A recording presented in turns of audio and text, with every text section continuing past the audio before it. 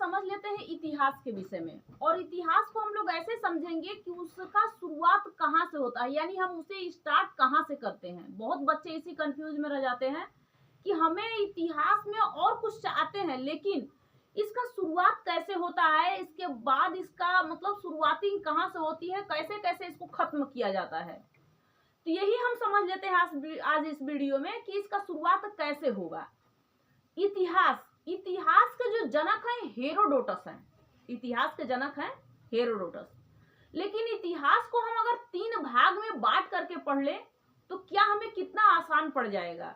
और इतिहास होता क्या है? इतिहास वही चीज है जो हमारे जीवन में बीता हुआ है, उसके बारे में हम जानते हैं, उसकी कहानियां हम लिख लेते हैं, वही हमारा इतिहास है। जैसे आपके जीवन में आपके बचपन से लेकर के आज तक जो कुछ हुआ है, या फिर आपके बचपन के साथ साथ आपके इर्द गिर्द कुछ होने वाले जो काम थे, वो जो बीत गया, उसे हम इतिहास कहते हैं। आज तक जो चला आ रहा है उसे ही हम इतिहास कहते हैं। इसी तरीके से पहले भी इतिहास, और उसी इतिहास को हमें पढ़ना पड़ता है और हमें समझना पड़ता है। जिस समय से इस धरती पे मनुष्य आ गए, उसी समय से हम लोग उसके इतिहास के बारे में जानना स्टार्ट कर दिए कि उसी का हम लोग इतिहास पढ़ना स्टार्ट कर दिए। इस धरती के ऊपर जिस तरीके से मनुष्य आए, आदि मानव आए, कैसे आए? मान लीजिए कि अर्थ, हम लोग अपने अर्थ पे इसमें रहते हैं। इसमें 7 कॉन्टिनेंट है, यानी 7 महाद्वीप हैं, आपको पता होगा। लेकिन पहले मानव आ गए थे कहाँ पे? पहले आ गए थे अफ्रीका में। अफ्रीका एक कॉन्टिनेंट अफ्रीका है जिसमें मानव आ गए थे। लेकिन इसे मानव जाति का पालना कहा गया। लेकिन यही मानव उठ करके आ गए एशिया में, और एशिया महाद्वीप में जब आ गए तो इसे यहाँ पे मानव सभ्य बने, तो इसे हम सभ्यता का पालना, एशिया में मानव सभ्य बने तो सभ्यता का पालना हम लोग कहते हैं। जब आदि मानव आए तो ये एशिया में पहुंचे, और एशिया में आए तब हम इनके इतिहास के बारे में जानते हैं। क्या हम और किसी का इतिहास पढ़ते हैं? नहीं, एशिया में हम लोग रहते हैं। एशिया में ही हमारा भारत रहता है, और भारत के अंदर हम लोग रहते हैं। तो हम एशिया के जो एशिया कॉन्टिनेंट में भारत है, और भारत में हम लोग हैं, और उसी के बारे में हम लोग पढ़ना, भारत का इतिहास स्टार्ट कर देते हैं। लेकिन हम लोग क्या करते हैं कि इतिहास पढ़ते हैं। पहले ही कहा जाता है कि आपको इतिहास पढ़ना है, यानी हिस्ट्री आपको पढ़नी है। आप इसका खोज, इसके जनक हेरोडोटस हैं। आपसे भी कहा गया, सभी लोग को पढ़ाया गया और बताया गया। लेकिन अगर इसे हम 3 भाग में बांट करके नहीं पढ़ेंगे तो इसका समझ में हमें नहीं आएगा। जैसे इतिहास को हमने 3 भाग में बांट दिया। एक को हमने कहा प्रागैतिहासिक, यानी इसको इंग्लिश में प्री हिस्ट्री कहते हैं। दूसरे को हमने कहा आद्य ऐतिहासिक, इसको हम क्या कहते हैं? प्रोटो हिस्ट्री कहते हैं। और उसके बाद ऐतिहासिक आता है, जिसमें हम इसे कहते हैं क्या चीज? हिस्ट्री कहते हैं। तो क्या हम हिस्ट्री तो यहाँ से स्टार्ट हो गया, इतिहास हमारा यहाँ से स्टार्ट हो गया। लेकिन ना हमें दो चीज और पढ़ना पड़ता है, 2 पार्ट को और पढ़ना पड़ता है। जैसे प्री हिस्ट्री को हमने पाषाण काल, यानी हम स्टोन एज कहते हैं। इसे क्या कहते हैं? स्टोन एज, पाषाण काल, जिसमें आदि मानव जब चले थे अफ्रीका से एशिया में, तो वो अपने भारत में जिधर भी जहां भी गए थे तो उनके विषय में हम लोग जानना स्टार्ट कर देते हैं कि आदि मानव आए थे, और वो आदि मानव पाषाण काल में ही आए थे। पाषाण काल में तो स्टोन एज में, इसमें हम लोग इसको कहते हैं कि उस समय आदि मानव ऐसे थे कि जिनकी गर्दनें जो झुकी हुई थी, झुकी गर्दनों के अंदर माइंड कम होता है, और ये जो लंबी थोड़ी सी गर्दन होती है इस तरीके से, तो उस समय के आदि मानव लोगों के पास दिमाग नहीं था, क्योंकि बंदर, इंसान का हर एक चीज बंदर के अंदर मतलब अवेलेबल होता है, लेकिन बंदर ही, क्योंकि उसके पास पूरे माइंड नहीं हो पाते हैं। इसी तरीके से पहले के लोग बंदर ही थे। पहले के लोग कैसे थे? बंदर थे, आदि मानव थे, झुके हुए, कभी झुक के चलना, धीरे धीरे स्टार्ट हुए उठना। तो वो लोग क्या करते थे कि वो लोग धीरे धीरे अपने लिए भोजन बनाना स्टार्ट, भोजन नहीं बनाते थे, भोजन अपना पेट तो सभी लोग भरते हैं, कच्चे मांस को खाते थे आदि मानव। तब हम लोग इसी प्री हिस्ट्री, इसी पाषाण काल के अंदर देखते हैं कि इसको 4 भाग में बांट दिया गया। तो हमने हिस्ट्री को 3 भाग में बांटा। लेकिन जब हम प्री हिस्ट्री में गए तो इस प्री हिस्ट्री को हमने स्टोन एज कहा, और इसी स्टोन एज यानी पाषाण काल में हमने कहा कि इसे 4 भाग में बांट दिया गया। क्या समझ में आ रहा है? मनुष्य आया, मनुष्य ही तो था वो आदि मानव, मनुष्य के अंदर मतलब आदि मानव था, आदि मानव ही थे, लेकिन मनुष्य ही तो थे। धीरे धीरे मनुष्य के रूप में धारण किया आदि मानव आए। भाई वो भी आए तो उनको खाने पीने रहने सहने का तो जगह चाहिए, तो उनको इतना दिमाग नहीं था, क्योंकि गर्दनें सटी हुई थी, पहले बताई झुके हुए लोग थे, नहीं उनको समझ में आ रहा था। तो वो चीज हम पूरा पाषाण में जानते हैं। पूरा पाषाण में हमें आदि मानव का पता चलता है। इस आदि मानव ने आग का खोज किया था। ये खाना बदोश थे। ये कैसे थे? खाना बदोश थे। जब खाना ये खाते थे तो कैसा खाना खाते थे? आप जैसे बर्गर पिज्जा नहीं खाते थे। क्या खाते थे ये लोग? तो ये कच्चे मांस का सेवन करते थे, यानी जानवरों को मार करके खाते थे। तो इनको खाना बदोश कहा गया। इनके रहने का कोई ठिकाना नहीं था, एक जगह से दूसरे जगह रहते थे। तो ये आदि मानव थे, इनके पास पूरी माइंड नहीं थी। लेकिन ये कहा जाता है कि इसी पूरा पाषाण में चित्र बनाना जान गए थे। कैसे चित्र बनाए थे? नहीं, बैठे बैठे वो लोग अपना किसी तरीके से कुछ भी चित्र बनाए, तो वो लोग कहा गया कि अरे उस समय के आदि मानव चित्र बनाए थे। तो पूरा पाषाण में ही चित्र का हमें मिलता है पूरा ब्यौरा। देखिए आप लोग पढ़ रहे हो इतिहास, लेकिन कहोगे कहां से हम चले गए पाषाण काल पढ़ने। पाषाण काल से भी ये कुछ न कुछ सवाल बताता है, पूछता है, और हम लोग ये देखते हैं कि इसका शुरुआती कहाँ से है, इसका स्टार्टिंग कहाँ से है, ये हम जानते हैं। तो एक बार आदि मानव को आप समझ लिए। आदि मानव ने पूरा पाषाण में आग का खोज कर लिया था। आदि मानव ने चित्र बनाना स्टार्ट कर दिया था। आदि मानव खाना बदोश थे। आदि मानव पूरे पाषाण में इस तरीके से अपने व्यतीत कर रहे थे जिंदगी को। लेकिन जब मध्य पाषाण की बात आती है, तो मध्य पाषाण में जब ये लोग आए तो इनको धीरे धीरे जो मांस से खाए, देखिए सॉरी अभी एक चीज और, जब ये आग का खोज किए थे तो उसी समय इनको पता चल गया था, जब जंगल की सारी के सारे जानवर जल गए थे, वो जले हुए जानवरों को जब खा रहे थे, तो इनको कच्चे मांस से जले हुए जब मतलब मांस को खाने में अच्छा लगा, तो कहे अपने मन में सोचे होंगे कि हमें कच्चे मांस से अच्छा तो भूजा हुआ अच्छा खाने में लग रहा है। तो पत्थर के टकराव से आग का मतलब आग निकला, और इसी से पूरे जंगल में आग लगी, जिससे लोग खाना स्टार्ट कर दिए। मतलब वो क्या चीज कहते हैं उसे, मांस खाना स्टार्ट कर दिए, पके हुए मांस खाना। तो आग का खोज पूरा पाषाण में हुआ। पूछेगा कुछ भी क्वेश्चन, बताना आपको है, पढ़ना आपको है। अब मध्य पाषाण क्या था भाई? तो उस समय जब उन्होंने धीरे धीरे अपना, और इनका शरीर थोड़ा सा आदमी मनुष्य जैसे धीरे धीरे होने लगा, तो मध्य पाषाण में गए। जो मांस खाते थे, जानवरों का जो हड्डी बचता था, उनकी पत्नियां जो थी, औरतें जो उस समय औरत थी, आभूषण पहनने लगती थी। आभूषण उसी हड्डियों का बना ली। लोग मरते थे तो उसी समय ये अंत्येष्टि करना जान गए थे, मतलब दफनाना या फिर उसको किस तरीके से करना। आपको अंत्येष्टि के विषय में पता होगा। तो ये छोटे हथियार का खोज इन्होंने इसी समय कर लिया था। लेकिन जैसे ही थोड़ा सा और समय गया तो आए नव पाषाण में। अब जब नव पाषाण में आए तो इनको लगा कि अरे हम लोग बहुत दिन से मांस खा रहे हैं, इसी तरीके से जिंदगी हमारी जाएगी। क्योंकि अब इनको धीरे धीरे होश आने लगा, दिमाग चलने लगा। तो इन्होंने क्या किया कि अपने लिए पहले झोपड़ी बनाए, घर। क्यों? हम जानवरों से बच जाएं। और एक जानवर अपने दरवाजे पे रख दिया कि अब देखभाल करो, तो कुत्ते को पालना स्टार्ट कर दिए। कुत्ता पाले दरवाजे पर देखभाली के लिए, कुत्ता पाल दिए और अपने लिए आवास बना लिए। तो नव पाषाण में ही इन्होंने आवास बनाया था। नव पाषाण में क्या किया था? आवास बनाया था। हथियार तो पहले ही बना लिए थे, मध्य पाषाण में ही छोटा हथियार और लकड़ी का हड्डी का इस तरीके से बना लेते थे मध्य पाषाण में। नव पाषाण में इन्होंने अपने लिए आवास बनाया, कुत्ते को रखा, एक मन का पानी पीने के लिए बनाया, मन का घड़ा बनाया वो। उसके बाद इन्होंने कहा कि अब हमें खेती करनी चाहिए। तो इन्होंने खेती नव पाषाण में ही करना स्टार्ट कर दिया। 7000 ईसा पूर्व में इन्होंने खेती किया, और वो खेती जौ और गेहूं का किया। ये मेहरगढ़ में, पाकिस्तान के मेहरगढ़ में किरथर और सुलेमान पहाड़ियों के बीच में इन्होंने खेती किया। तो इस तरीके से इन्होंने नव पाषाण में अपने लिए बहुत कुछ इस तरीके से बनाया। ताम्र पाषाण का मतलब होता है तांबे का, इन्होंने खोज किया तांबे का। बताइए क्या आपको प्री हिस्ट्री में या पाषाण काल में कुछ सोचने की जरूरत है? ऐसे अगर बताया जाए तो भी इसका एक वीडियो सिंपल सा पूरा आपको बताऊंगी, जब मैं आपके लिए अभी कैसे पढ़ा जाता है ये आपको समझा रही हूँ। इसके बाद आपका आधी ऐतिहासिक आता है जिसका नाम है pre history, sorry proto history, जिसमें हम सिंधु सभ्यता। भैया देखो, जब इन्होंने अपना धीरे धीरे जीवन यापन करना स्टार्ट करे तो अपने लिए घर बनाए।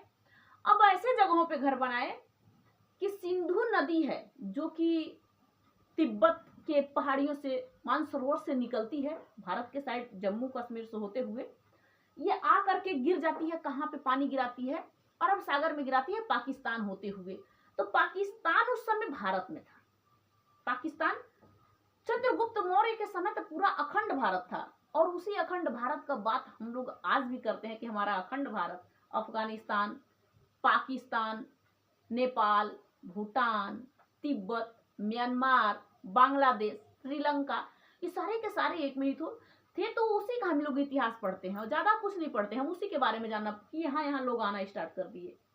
अब लोगों ने अपने लिए, उस समय के मनुष्य ने अपने लिए घर बनाया, लेकिन सिंधु नदी के पास में। तो इसी को हम सिंधु सभ्यता या हड़प्पा सभ्यता कहते हैं।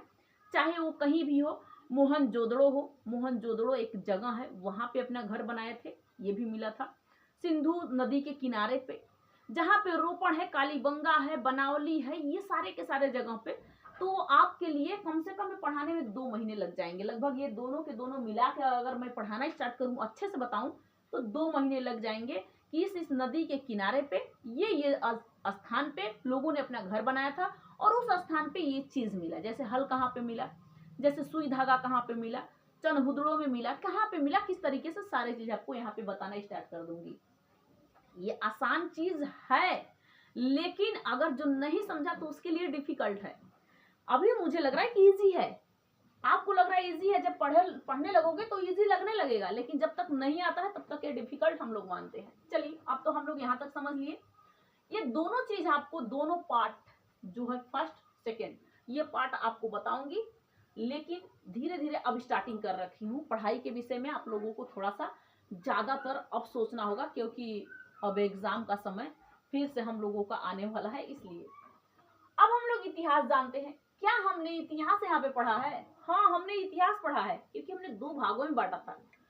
और ये इतिहास हमारा ऐसा था कि सबसे पुराना इतिहास था, मध्य इतिहास था। जैसे हम लोग टेंस पढ़ते हैं तो कहते हैं प्रेजेंट, पास्ट, फ्यूचर। जो बीता हुआ, बीत गया, जो चल रहा है, जो आएगा, ये सारे चीजों को। अब जो देखो, इसी तरीके से हम लोग यही पढ़ते हैं कि भैया जो आ गया है, जो हमारा चल भी रहा है, उससे पहले का भी हम लोग पढ़ते हैं। अब देखिए, इसमें हम वैदिक काल पढ़ते हैं। इतिहास हमारा यहाँ से स्टार्ट होता है और इसमें हम वैदिक काल पढ़ते हैं। वैदिक काल हम पढ़ते हैं 1500 ईसा पूर्व से लेकर के 600 ईसा पूर्व। अब कहोगे कि उल्टा क्यों चल रहा है, यहाँ से 600 से 700, 800, 900, 1000, 1500 आना चाहिए? नहीं है, नहीं, ऐसी बात नहीं। ये उस समय का उल्टा समय नहीं था, लेकिन यहाँ पे हम लोग इसे उल्टा मानते हैं। और आप लोगों को समझ जाना है कि 1500 में वैदिक काल आया था, तो 600 में 16 महाजनपद आ जाएंगे। ये आपको पढ़ना होगा। चलिए थोड़ा सा और आगे बढ़ते हैं। वैदिक काल देखो, बहुत ध्यान से समझना आप लोग। वैदिक काल यही आपका इतिहास है। ये तो आपको थोड़ा सा बताई हूं कि आप समझ लोगे, ये आपका इतिहास है। वैदिक काल को 2 भाग में बांटा गया, क्योंकि हम लोग वैदिक काल में वेद को पढ़ना स्टार्ट कर दिए। वेद कितने होते हैं? 4। कौन सा वेद होता है? ऋग्वेद, यजुर्वेद, सामवेद और अथर्ववेद। लेकिन हम इसको 2 भाग में क्यों बांट दिए? क्योंकि इसे हम वैदिक काल को एक को कह दिए कि एक को हमने कहा, सॉरी रुक जाइए, बता देते हैं, ऋग वैदिक काल। देखो, ये तो ऋग वैदिक काल हो गया। इस ऋग वैदिक काल के अंदर क्या क्या आता है? ऋग्वेद, यजुर्वेद और सामवेद। और ये तीनों वेद आते हैं। ये तीनों वेद 1500 ईसा पूर्व से लेकर के हम 1000 ईसा पूर्व तक में, बीसी करते हैं, यहां तक हम इसके बारे में पढ़ लेते हैं। ये ऋग्वैदिक। लेकिन जब हम उत्तर वैदिक पढ़ते हैं तो हमारा जो उत्तर वैदिक काल है, वैदिक काल है, ध्यान से समझना, उत्तर वैदिक काल है, 1000 से लेकर के 600 ईसा पूर्व तक है। 6000 नहीं, 620 तक ईसा पूर्व तक है। अब बताइए, अब दो भाग में हमने इसे बांट करके, इसमें हम लोग वेद पढ़ेंगे। वेद को हम वेदांग कहेंगे। वेदांग 6 प्रकार के होते हैं, ये सब पढ़ते हैं। हम उपनिषद पढ़ते हैं, हम पुराण पढ़ते हैं, हम सारे के सारे उसमें पढ़ लेते हैं। तो इसमें भी हम लोगों को टाइम लगता है वेदों के पढ़ने में, ठीक है। अब इसके बाद हम तो देखिए पढ़ने का मेन तरीका आपको बता रही हूँ कि पहले प्रिय, प्रोटो और फिर आप लोग पढ़ो हिस्ट्री।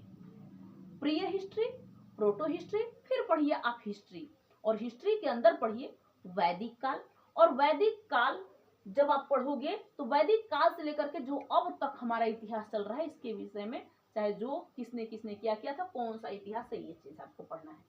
अब देखिए, अब इसके बाद क्या हम डायरेक्ट 16 महाजनपद पे चले जाएंगे? ना ना ना ना, वैदिक काल के बाद हम लोग को जैन धर्म पढ़ना होगा। किसके विषय में? जैन धर्म। अच्छा भैया, जैन धर्म मतलब महावीर स्वामी, महावीर स्वामी, महावीर स्वामी के विषय में जानना होगा। इनको कब से हम जानेंगे?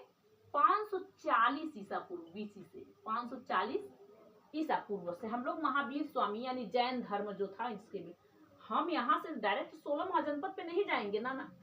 अब इसके बाद में हम लोग बौद्ध धर्म जानेंगे, बौद्ध धर्म। अच्छा, बौद्ध धर्म कहाँ से पढ़ेंगे? बौद्ध धर्म मतलब महात्मा बुद्ध के विषय में। महात्मा बुद्ध क्या है? महात्मा बुद्ध के विषय में समझेंगे।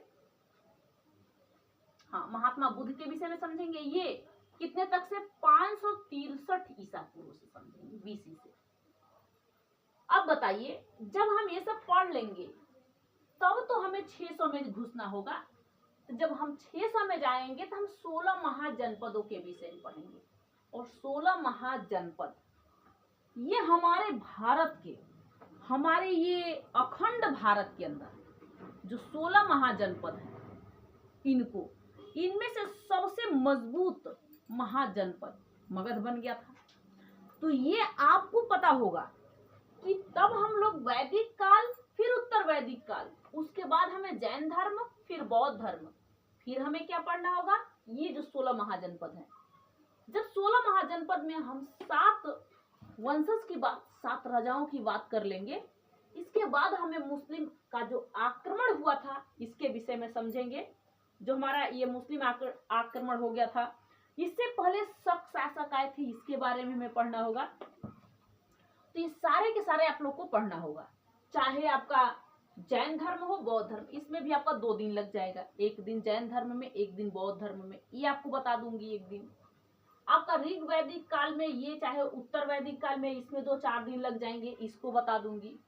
इधर वाला आपका 2 महीने लगभग लग जाएगा, इसको भी बताऊंगी। यानी आपका पूरा टोटल के टोटल 5 महीने 6 महीने में आपका हिस्ट्री कंप्लीट हो जाएगा। अगर आप शुरू से स्टार्टिंग से पढ़ना चाहते हो तो शुरू से, अगर स्टार्टिंग से आप पढ़ोगे तो आपका 5 महीने के लगभग मान करके चलिए, अगर आपको 1 घंटा बताया जाए तो आपका कंप्लीट हो जाएगा पूरा। अब ये नहीं कि एक घंटा ही पढ़ाना है, नहीं, 1 घंटा से ऊपर भी लग सकता है, कम भी लग सकता है, ऐसा नहीं है। तो इस तरीके से आप लोगों को जैन और बौद्ध दोनों को कंप्लीट आप लोग को समझ लेना होगा। और ये ही स्टार्टिंग होता है, ये नहीं भूलना कि कहाँ से होता है, नहीं, अब समझ में आ गया होगा। अब ये 16 महाजनपद आपने देखा, जिसको नहीं पता है वो जान ले कि 16 महाजनपद के विषय में आपने देखा। 600 ईसा पूर्व में जब हम 16 महाजनपद के विषय में जानेंगे, इसमें सबसे बड़ा मगध को जानेंगे। और मगध एक ऐसा है जिस मगध को जीतने के लिए, जिस मगध के राजा 7 आए थे, 7 वंशज चले थे, चाहे वो हरियंक वंश हो, चाहे शिशुनाग वंश हो, चाहे इसके बाद नंद वंश हो, या फिर मौर्य वंश हो। मौर्य वंश के बाद शुंग वंश हो, ठीक है, उसके बाद कर्ण वंश हो, सातवाहन वंश हो। ये 7 वंशज टोटल आपको पढ़ना होगा। फिर उसके बाद में देखेंगे कि शक शासक आए थे, हुंडों का आक्रमण देखेंगे किस तरीके से। कनिक्स कौन था? ये कुषाण वंश का शासक था कनिक्स। ये भी एक शक शासक में से था, ये भी आया था। तो ऐसे ऐसे लोग आए, और जैसे सिकंदर आया, जिसे विश्व विजेता कहा जाता है। सिकंदर जिस समय अपने भारत में नंद वंश चल रहा था, बाद में ना मौर्य वंश में उसका सेनापति सेलुकस निकेटर आता है, लेकिन नंद वंश चल रहा था, उस समय आ रहा था, जिस समय चाणक्य को चोटिया पकड़ करके ये धनानंद ने भगा दिया था। और उसी समय चाणक्य ने कसम खा लिया कि मैं तुम्हें बर्बाद करके रख दूंगा, धनानंद। और धनानंद को चंद्रगुप्त मौर्य से मरवा दिया। ये चाणक्य की नीति है। चाणक्य की जो कूटनीतियां है ना, उसको अगर जो समझ लिया उसको समझ में आ जाएगा। इतिहास बहुत सिंपल सा चीज है, ये तो समझाने के लिए आपको बताया गया है। अच्छा समझिए, जब आप 600 ईसा पूर्व में समझ लिए, उसके बाद आपको 711 ईस्वी में आपको मुस्लिमों का आक्रमण आएगा, जिसमें आपका मोहम्मद बिन कासिम आएगा, जो अरब आक्रमणकारी था।